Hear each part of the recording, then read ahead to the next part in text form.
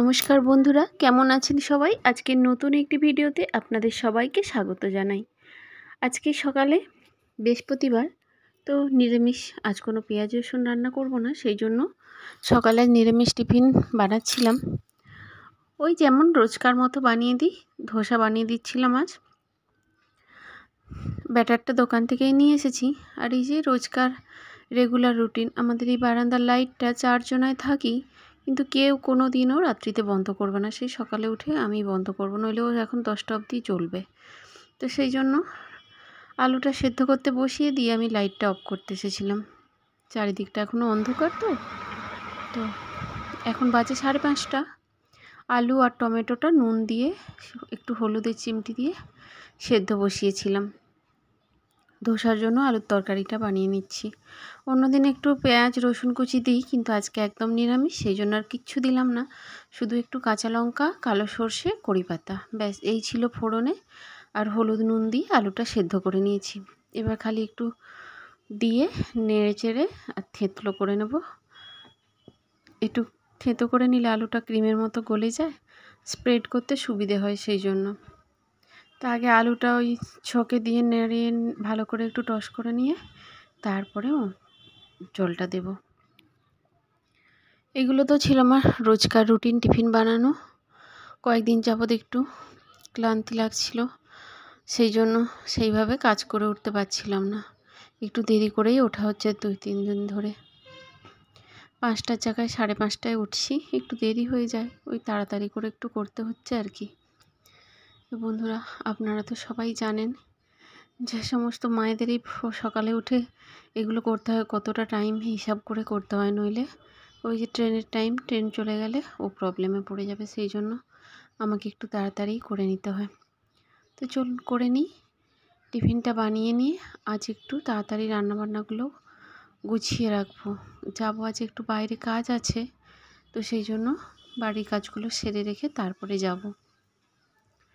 যেদিন যেরকম সময় হয় নিজের মতো করে একটু গুছিয়ে কাজ করে নিই। সব দিন একই রুটিনে কাজ করতে পারি না, কারণ সব সময় সে একইভাবে শরীর সাথ দেয় না, সেই জন্য যেদিন যেরকম মন চায় সেইভাবে কাজটা গুছিয়ে নিই। তো এই যে ধোসার ব্যাটারটা এখন দিয়ে দিয়ে করে দেবো। তবে আজকে ভাবছি সকলের জন্য একটু বানিয়ে নেব। ওর পাপাও টিফিন করে চলে যাবে, আর আমিও রান্নাবান্না করে একটু বাইরের কাজে বেরিয়েও। তো টিফিনটা বানিয়ে নিচ্ছি। তো আমার সমস্ত বন্ধুদের উদ্দেশ্যে বলি, বন্ধুরা যে যেখান থেকেই দেখছেন, সবাইকে আমার অনেক অনেক ভালোবাসা, বড়দের প্রণাম, ছোটদের শুভেচ্ছা এবং ভালোবাসা জানিয়ে ভিডিওটি শুরু করছি। তো যদি আপনাদের ভিডিওটি ভালো লেগে থাকে, অবশ্যই চ্যানেলটিকে একটি লাইক করে সাবস্ক্রাইব করে পাশে থাকবেন। আমি আমার যথাযথ চেষ্টা দিয়ে ভিডিওটা বানানোর চেষ্টা করছি। নতুন, একা একা যেভাবে যতটা পারি চেষ্টা করছি ভালোভাবে করার, সেই জন্য আপনাদের কাছে আমার অনুরোধ, প্লিজ বন্ধু হয়ে অবশ্যই পাশে থাকবেন। অনেক বন্ধুরা আছে আমায় খুব ভালো ভালো আমার সাথে কমেন্ট করেন, খুব ভালো ভালো কথা বলেন, আমার ভীষণ ভালো লাগে। ওই ছোট্ট ছোট্ট কমেন্টগুলো আমাদের ভীষণভাবে উৎসাহ দেয় আগে নতুনভাবে কাজ করার জন্য, এগিয়ে যাওয়ার জন্য। আমি আমার যত বন্ধু বলেছি সবার পাশে রয়েছি, যখন যার সময় পাই সমস্ত বন্ধুদের ভিডিওগুলো দেখে আসি। আশা করি আপনারাও আমাকে সেইভাবেই বন্ধুভাবে নেবেন। তো চলুন, গল্প করতে করতে আমার ফার্স্ট ব্যাচ উঠে গেল, এটা সেকেন্ড। প্রথমটা উঠতে একটু অসুবিধা হয়, ওই জন্য প্রথমটা একটু তেল দিয়ে নিই, তবে দ্বিতীয়বারের বেলায় অত আর তেল দিতে লাগে না। একবার যদি ওটা উঠে যায়, ব্যাস পরের পর শটাশট উঠে যায়, তখন আর অসুবিধা হয় না তুলতে। মেন প্রথমটাই তোলাটা। তো যাই হোক, আমি এইভাবে সবগুলোই করে নিয়েছি। তো ছেলেকে এখন দিয়ে দিই টিফিনটা প্যাক করে, ও চলে যাওয়ার পর বাকি কাজগুলো করে নেবো। আর এই যে লাস্ট একটা দেয়া রয়েছে, ওটা হয়ে গেলেই আমার কমপ্লিট হয়ে যাবে। আমরা মেয়েরা কিচেনে বেশিরভাগ সময়টাই কাটাই, তো তাই কিচেনটা আমাদের হচ্ছে সবথেকে পছন্দের জায়গা। আর কার কীরম লাগে জানি না, তবে আমার কিচেনটা ভীষণ পছন্দের জায়গা। যেন সারা দিনটা তো আমার বেশিরভাগটাই কিচেনেই কাটে না, কখনো টিফিন বানানো, কখনো লাঞ্চ, ডিনার, আবার কখনো মনে গেলে টুকিটাকি এটা ওটা করতে করতে আমার বেশিরভাগ টাইমটাই কিচেনে কেটে যায়। তাই কিচেনটা আমার যে কতটা ফেভারিট আমি কাউকে বলে বোঝাতে পারি না। তো যাই হোক, ওই যে বললাম আজ একটু বাইরে কাজ আছে, বেরোতে হবে, সেই জন্য সবজিগুলো কাটাকুটি করে নিয়েছি। আজ নিরামিষ, তো সেই জন্য অল্প একটু আলু ভাজা করে নিচ্ছি। ছেলে নিরামিষ একদম খেতে পারে না, ওই জন্য ওর করলা আলু ভাজা হলে আর একটু ডাল হলেই ওর হয়ে যাবে, ওর কোনো অসুবিধা হবে না।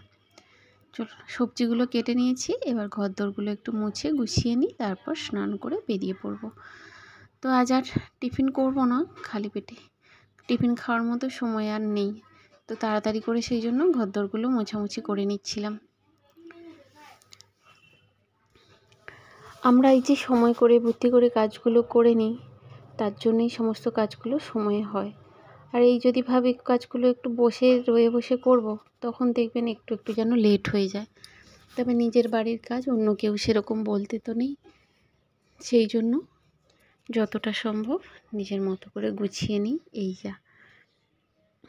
তবে আজ ছিল সিঁড়িটা ধোয়ার পালা। ওই যে 4 ফ্যামিলি থাকি একটা চালিতে, মাঝে মধ্যে একজন একজন করে ধুয়ে দিই। তো কাল আবার শুক্রবার জল আসবে না, সেই জন্য ভাবলাম আজই ধুয়ে দিই, নইলে কালকে জল পাবো না। কেউ ধোয় কেউ ধোয় না, ইচ্ছে খুশি যে যার মতো করে এখন। আগে একটা নিয়ম ছিল, এখন আর সে নিয়ম কেউ মানে না। এই যে সিঁড়িটা আমার ধোয়া হয়ে গিয়েছে, এবার যাই, এবার গিয়ে চটপট স্নান সেরে বেরিয়ে পড়বো। এখন প্রায় 9টা বাজে, সেই জন্য স্নান করে বেরোতে বেরোতে সেই 10টা বেজে যাবে, তো অনেকটাই দেরি হয়ে যাবে, সেই কারণে একটু তাড়াতাড়ি করছি। আর আমি স্নান সেরে সব জামাকাপড় ধুয়ে গুছিয়ে বেরিয়ে চলে এসেছি, এবার একটু রেডি হয়ে নেব।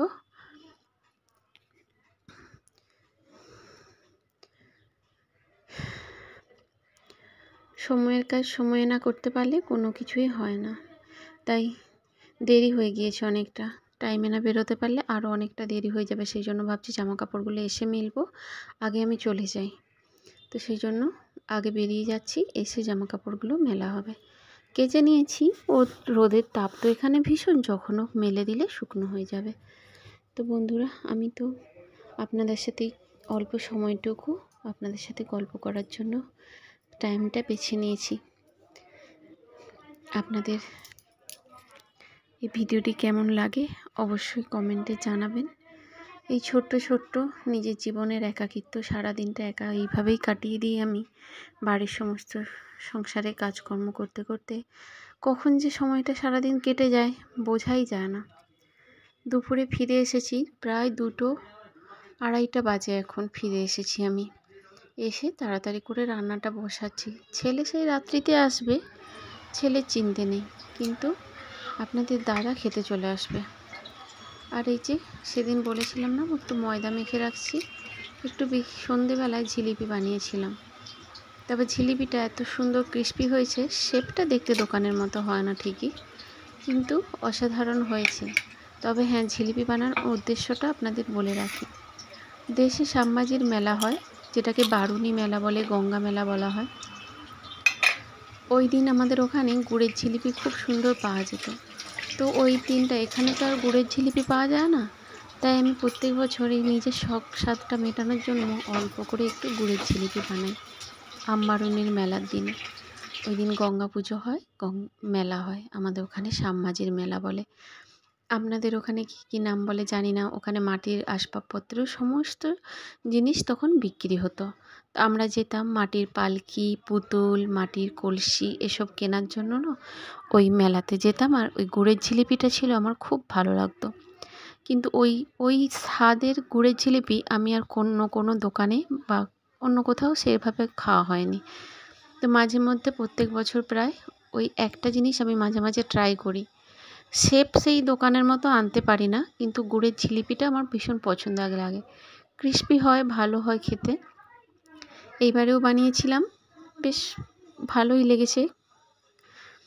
তো চলুন, নিরামিষ পটলের তরকারি হবে, একটু ডাল করব, করলা ভাজা, আলু ভাজা। এই ছিল আজকে আমার রান্নাবান্নার রেসিপি। একটু মুগ ডাল করব, ছেলে ডাল একটু চাই, কারণ ওই যে প্রোটিন চাই ছেলের, আবার একটু ডাল সেই জন্য আজ করে নেব। পটলের তরকারিতে একটু সিলে বেটে মশলা রেডি করে রেখে গেছিলাম। একটু আদা বাটা, জিরে বাটা, পোস্ত বাটা, কাঁচা লঙ্কা বাটা, এই ছিল আজকে নিরামিষ মশলা। আর একটু শেষে জায়ফল আর জয়িত্রী ভাজা করে গুঁড়ো করে দিয়েছি। ওটা দিলে না বেশ অনুষ্ঠান বাড়ির মতো পটলের তরকারিটা খেতে লাগে। তো আমি এইভাবেই পটলের তরকারিটা নিরামিষ দিনে করে থাকি। এই কথা বলতে বলতে, গল্প করতে করতে আমার রান্নার প্রায় অর্ধেকটা হয়ে গিয়েছে। এবার কাঁচা লঙ্কা যেহেতু ঝালের জন্য দিয়েছি, শুধু কালারের জন্য একটু অল্প কাশ্মীরি লঙ্কার গুঁড়ো আর এগুলো দিয়ে দেব, ব্যাস, তাহলেই আমার মশলাটা হয়ে যাবে। যাই হোক, গঙ্গা পুজোর মেলাটা ছিল আমার জন্য না খুব আনন্দের দিন, কারণ ওই যে ওই গঙ্গা পুজোর মেলার মধ্যে গঙ্গা পুজোটা হতো আমার মামার বাড়িতে। ওই বছরে একদিন যেতাম মামার বাড়ি শুধু গঙ্গা পুজো উপলক্ষে। ছোট্ট করে একটা দিঘির পাড়ে মেলা হতো। মেলার মধ্যে কি হতো জানেন? একটু কেউ ঘুগনি বিক্রি করতে বসতো, ব্যাস, কেউ হয়তো একটু ডিম সিদ্ধ বিক্রি করতো। তখন ছোটোবেলায়, তখন সেইভাবে খুব বড় মেলা হতো না, কিন্তু ওই যে মামা বাড়ি ভারী মজা কিলচর নাই, মামার বাড়ি ছুটে যেতাম ওই গঙ্গা পুজো উপলক্ষে। আর ওই যে কাঁঠাল পাতার ঠোঙা করে ওতে ঘুগনি বিক্রি করতো 1 টাকা করে। ওই কাঁঠালের পাতাকেই মুড়ে চামচ বানিয়ে দেওয়া হতো, আর একটা ঠুঙির মতো করে কাঁঠাল পাতায় ঘুগনি বিক্রি করা হতো। সেই উপলক্ষে গঙ্গা পুজো দেখতে যাওয়া, আর হাঙরের পিঠে চড়ে মা গঙ্গা আসতো। সে যে কি মজার দিন এক গেছে, সে কি বলবো আপনাদের। সেই মজার দিনগুলো আমার সেইভাবেই কেটেছে। এখন ভীষণ সেই দিনগুলো আমি মিস করি। প্রায় অনেকটা বছর হয়ে গিয়েছে আমি না গঙ্গা মেলা পেয়েছি, গঙ্গা মেলা না, শ্যামমাঝির মেলা, আর না গঙ্গা পুজো। কোনোটাই আমার ভাগ্যে আর জোটেনি, কারণ ওই যেই সময়টায় ওই পুজোটার অনুষ্ঠানটা হয়, এখানে প্রত্যেক বছর ওই টাইমেই ছেলেদের পরীক্ষা শুরু হয়, তো যেতে পারি না কখনো দেশে।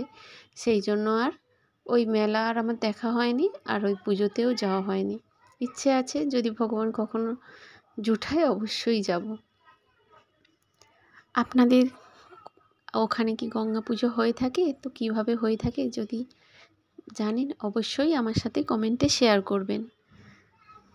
ভীষণ মিস করছি, সেই জন্য গুড়ের জিলিপিটা বানিয়েছিলাম। এই হচ্ছে আমার গুড়ের জিলিপি বানানোর মেন উদ্দেশ্য।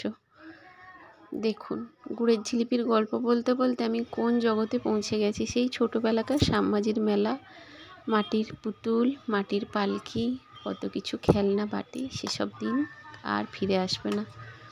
এখানের বাচ্চারা সেই জিনিসগুলো পায় না, আমরা যে জিনিসগুলো পেয়েছি। গল্প করতে করতে আমার সমস্ত রান্না হয়ে গিয়েছে। তো বন্ধুরা, আমার এই রান্নার ছলে আড্ডাটা আপনাদের কেমন লেগেছে অবশ্যই জানাবেন। সুস্থ থাকবেন, সাবধানে থাকবেন, ভালো থাকবেন।